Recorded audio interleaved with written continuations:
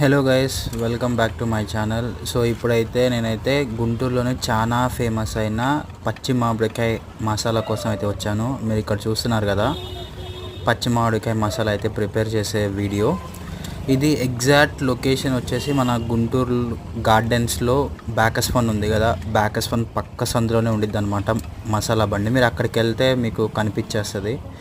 So దీంతోపాటు మేమైతే మామూలుగా బఠానీ మసాలా తీసుకున్నాం. మాకు రెండు కలిపి 50 రూపీస్ అయితే ఛార్జ్ చేశాడు. బట్ ఈ పచ్చి మామిడికాయ మసాలా అయితే నెక్స్ట్ లెవెల్ ఉంది. అది ఆ ముక్కలు కూడా తీయగా పుల్లగా భలే ఉంది ఫ్రెండ్స్.